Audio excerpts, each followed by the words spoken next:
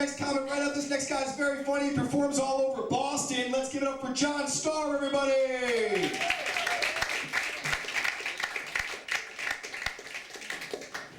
Hey, how's it going, everyone? So, I have my ex-girlfriend's Gmail password. So that's what I do. No, it's great. It's actually, it's really fulfilling. It's good because I've gotten past the point where I'm like reading her G-chats to see if she's still bragging about the time she blew the guy from Spoon. Like, I'm past that. But I found a much better way to get back at her. And it's really the best way to get back at a hipster ex-girlfriend, which is that I delete all of her Groupons. Well, I say all. Some of them I leave, like the really shitty ones, the ones that are like 90% off skydiving. It's like, no, like I would love it if you jumped out of a plane. Please do. But it's the really good ones, the ones that are like 20 for 40 at Whole Foods. I'm like, no. Oh man, we have a real fucked up relationship, and that means you're paying full price for hummus for the rest of your life. That's great.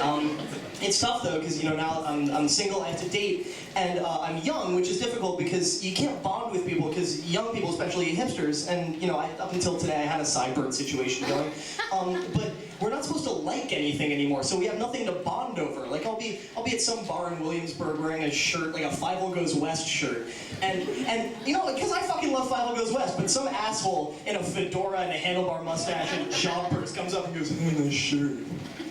And immediately I have this sort of like just got my medication right happiness where I just want to make friends. I'm just like, thanks! You know, I do prefer an American Tale, but really there's both fantastic depictions of the Jewish experience. It's amazing that Spielberg translated so well to the animated medium. Are you Jewish? I am. Did you ever go to summer camp and they pull, like, I guess I got the fucking plague or something? Because I realized that the only way to receive a compliment from a hipster is to go, yeah.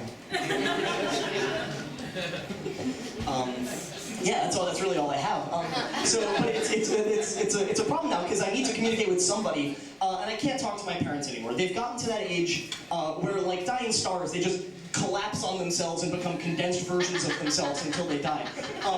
So let me give you an example. My mom, at base, she's really just enchanted by technology. But what that translates to is she sends me emails from the same room as me. Like she'll just like I'll be sitting there and I'll be like, ding, and I look over and she's like. Yeah, I understand on the internet. This is great. But it's the things she sends me.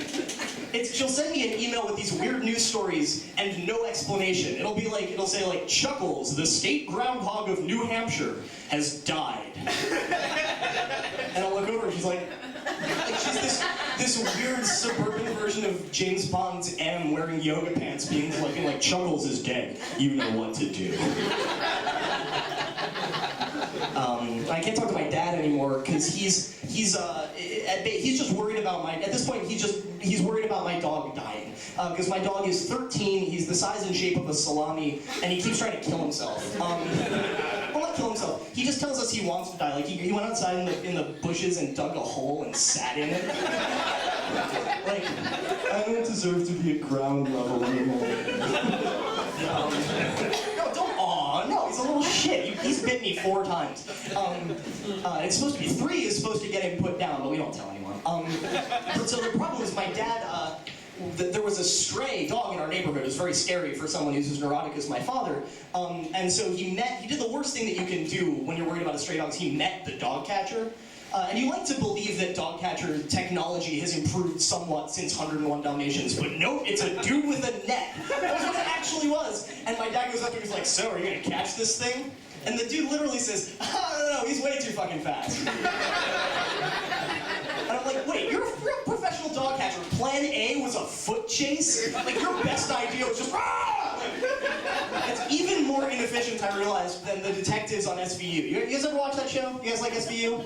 Where they got the worst decision-making I've ever seen, where, you know, Stabler's beating the shit out of some poor, alright, he's a serial killer, but, you know, and he's like, where is she? And he goes, she's in the refrigerator in Staten Island. And the next scene is Stabler cutting her out of the refrigerator. It's like, what, there were no cops between Police Plaza and Staten Island? Like, SVU's best idea was Stabler standing on the ferry going, boy, I hope she's still okay.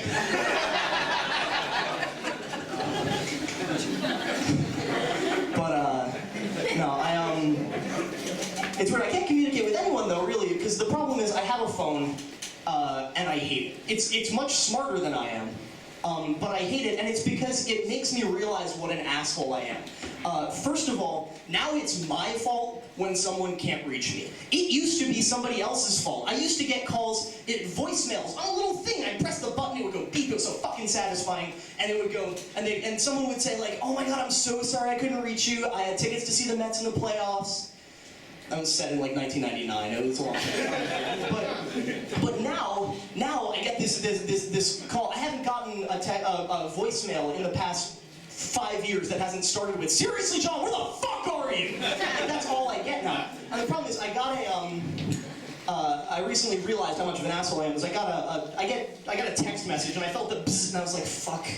Someone wants something, I can't fucking handle this. And I took it out and I realized I get text message updates from moveon.org, because, I mean, look at me. So I realized it buzzes and I look, and it's this text message update that says, an innocent man is about to be executed. And I swear my first reaction was, oh, thank God. Thank God it wasn't, my family or friends or someone who loves me. That'd be way more than I can handle. All right, I've been John Starr. You guys have been terrific. Thank you.